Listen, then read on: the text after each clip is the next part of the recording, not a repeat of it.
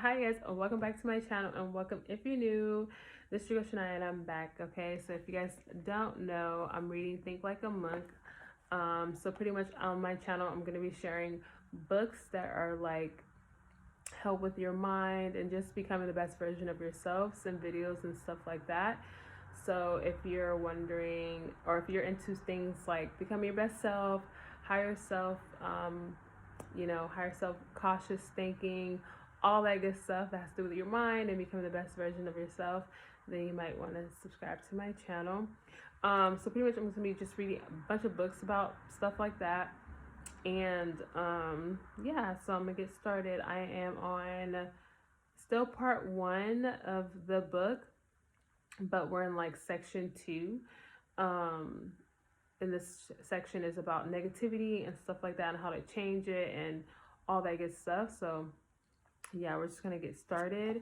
So I'm on Kashma, Amending Anger. So yeah, we're talking about anger today. So we've talked about strategies to manage and minimize the daily negativity in your life, but nuances like complaining, comparing, and gossip can feel manageable next to bigger negative emotions like pain and anger. We all harbor anger in some form, anger from the past or anger at people who continue to play a big role in our lives. Another, um, anger at misfortune, anger at the living and the dead, anger turned inward. When we are deeply wounded, anger is often part of the response. Anger is great, flaming ball of negative emotions, and when we cannot let it go, no matter how we try, the anger takes on life of its own. The toll is enormous. I want to talk specifically about how to deal with anger we feel towards other people. Kasma is Sanskrit for forgiveness. It suggests that you bring patience and forbearance to your dealings with others. Sometimes we have been wounded so deeply that we can't imagine how we might forgive the person who hurt us. But contrary to what most of us believe, forgiveness is primarily an action we take within ourselves. Sometimes it's better and safer and healthier not to have direct contact with that person at all. Other times, the person who hurt us is no longer around to be forgiven directly. But those factors don't impede forgiveness because it is first and foremost internal. It frees you from anger. That's true. Forgiveness, it's hard, but once you learn to do it, you're going to feel like a weight has lifted off your shoulders, okay? So he says, one of my clients told me I had to reach back to my childhood to pinpoint why I felt unloved and unworthy.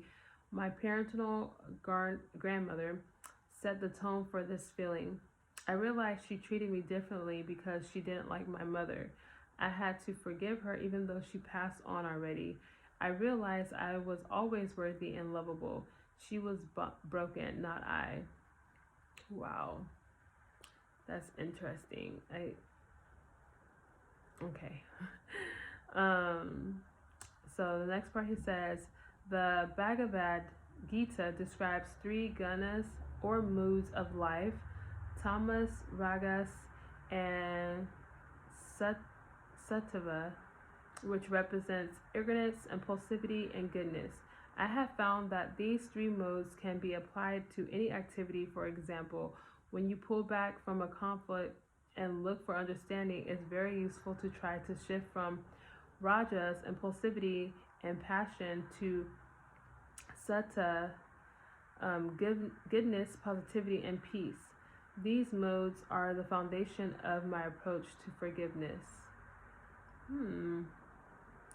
Okay, so now we're going to go into transformational forgiveness. Before we find our way to forgiveness, we are stuck in anger. Wow, that's true. We may even want revenge, to return the pain that person has inflicted on us. An eye for an eye. Revenge is the mood of ignorance. It's often said that you can't fix yourself by breaking someone else. Monks don't hinge their choices and feelings on others' behaviors. You believe revenge will make you feel better because of how the other person will react, but when you make your vindictive play and the person doesn't have the response you fantasize about, guess what? You only feel more pain. Revenge backfires. When you rise above revenge, you can begin the process of forgiveness. People tend to think in binary terms. You either forgive someone or you don't forgive someone, but as I will suggest more than once in this book, there are often multiple levels. These levels give us leeway to be where we are, to progress in our own time, and to climb only as far as we can. On the scale of forgiveness, the bottom, though it is higher than revenge, is zero forgiveness. I am not going to forgive that person no matter what. I don't want to hurt them, but I'm never going to forgive them. On this step, we are still stuck in anger, and there is no resolution. As you might imagine, this is an uncomfortable place to stay. The next step is conditional forgiveness. If they apologize, then I'll apologize. If they promise never to do it again, I'll forgive them.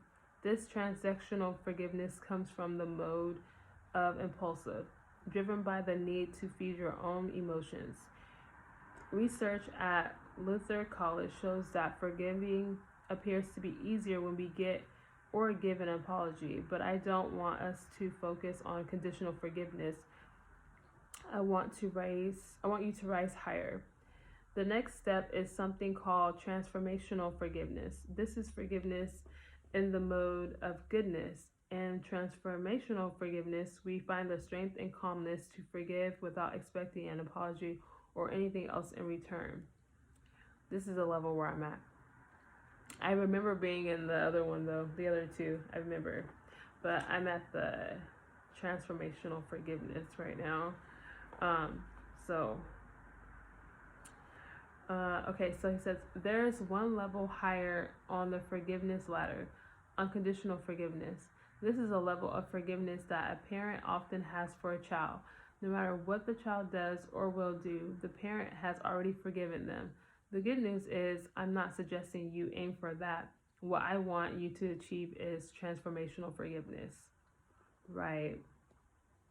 Yeah, the unconditional forgiveness is true when you're a parent, man.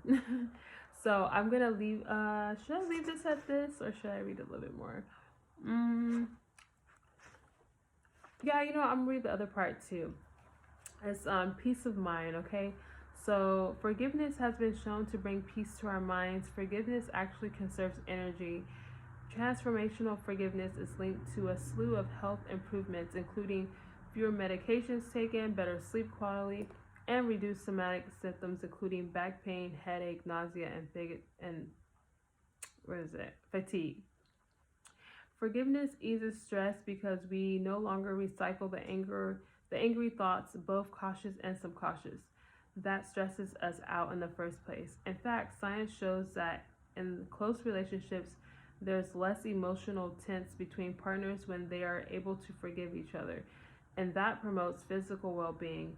In a study published in a 2011 edition of the journal Personal Relationships, 68 married couples agreed to have an 8-minute talk about a recent incident where one spouse broke the rules of the marriage.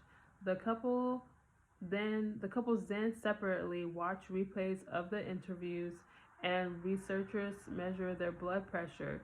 And the couples where the victim was able to forgive their spouse, both partners' blood pressures decreased. It just goes to show that forgiveness is good for everyone. Giving and receiving forgiveness both have health benefits. When we make forgiveness a regular part of our spiritual practice, we start to notice all of our relationships blossoming. We're no longer holding grudges. There's less drama to deal with. Wow. Okay. I like. Okay, so I'm just going to go ahead and read because then the next chapter is going to start. So I'm just going to read the rest of this to close out this negativity chapter. I'm happy that he's ending it with forgiveness. I like that. Okay, so he says, forgiveness is a two-way street. Forgiveness has to flow in both directions. None of us is perfect, and though there will be situations where you are blameless, there are also times where when there are missteps on both sides of a conflict. When you cause pain and others cause you pain, it's as if your hearts get twisted together into an uncomfortable knot. When we forgive, we start to separate our pain from theirs and to heal ourselves emotionally. But when we ask for forgiveness at the same time, we untwist together. This is a bit trickier because we're much more comfortable finding fault in other people and then forgiving it. We're not used to admitting fault and taking responsibility for what we created in our lives. Wow. Forgiving ourselves. Sometimes when we feel shame or guilt for what we've done in the past, it's because those actions no longer reflect our values. Now we look at our former selves and we don't relate to their decisions. I know a lot of us can relate to that. This is actually good news. The reason we're hurting over our past is because we've made progress.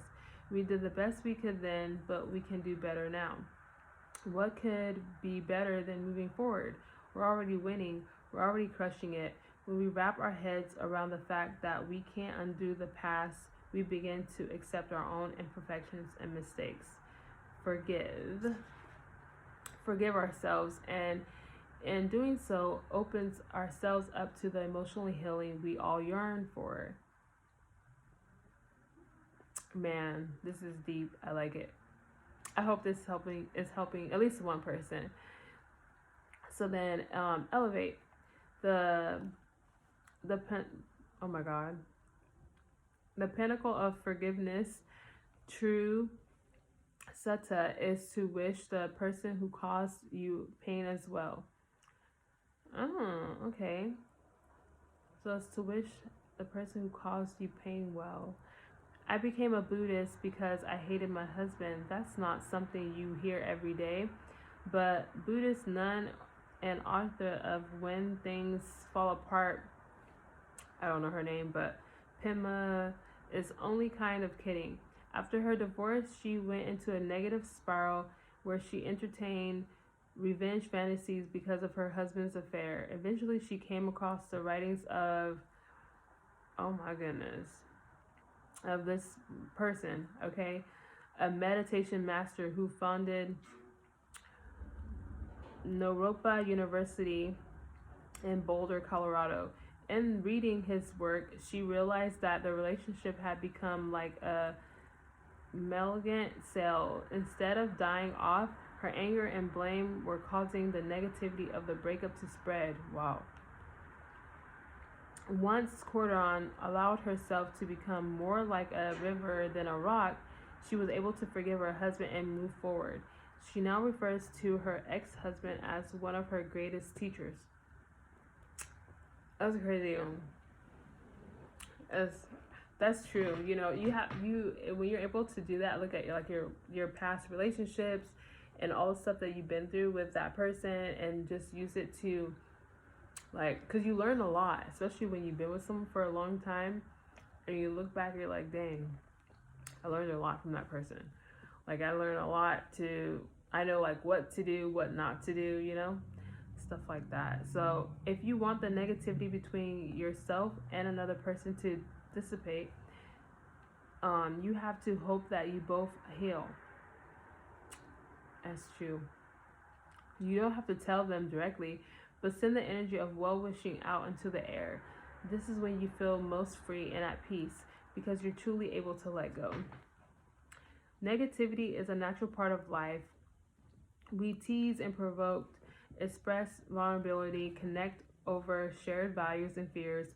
It's hard to find a comedy show that isn't based on negative observations, but there's a line between negativity that helps us navigate life and a negativity that puts more pain out into the world.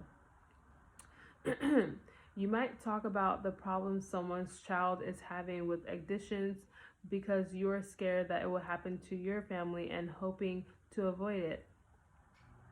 But you also might gossip about the same issue to judge the family and feel better about your own. Ellen DeGeneres sees the line clearly. In an interview with Prada magazine, she said that she doesn't think it's funny to make fun of people. The world is filled with negativity. I want people to watch me and think I feel good and I'm going to make somebody else feel good today. This is the spirit in which monks have fun. We are playful and laugh easily.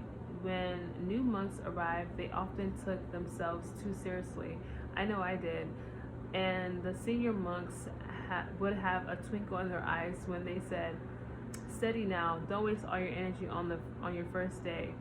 Whenever the priest brought out the most special sacred food, which was sweeter than the tastier than the simple food we ordinarily ate, the younger monks would joke, wrestle to get to it first. And if someone fell asleep and snored during meditation, we would all glance at one another, not trying to hide our distraction.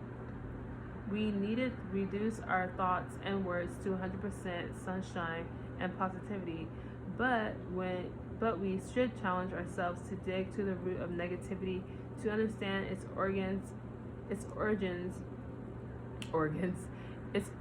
in ourselves and those around us, and to be mindful and deliberate in how we manage the energy it observes. We begin to let go through recognition and forgiveness. Oh my goodness. We spot, stop, and swap. Observe, reflect, and develop new behaviors to replace the negativity in our lives. Also, striving toward self-discipline and bliss. When you stop feeling so curious about others' misfortunes and instead take pleasure in their successes, you're healing. The less time you fixate on everyone else, the more time you have to focus on yourself. Negativity, as we've discussed, often arises from afar. Next, we will explore fear itself, how it gets in our way, and how we can make it a productive part of life. Wow. This is a great book. Wow. Yeah, totally tongue twisted in those words. But I hope you guys learned something from this chapter. I'll see you guys in my next video. Peace.